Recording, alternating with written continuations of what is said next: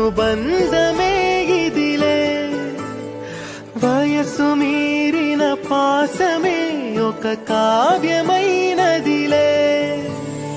రెప్పలా ఎప్పుడు కంటి పాపగ కాచులే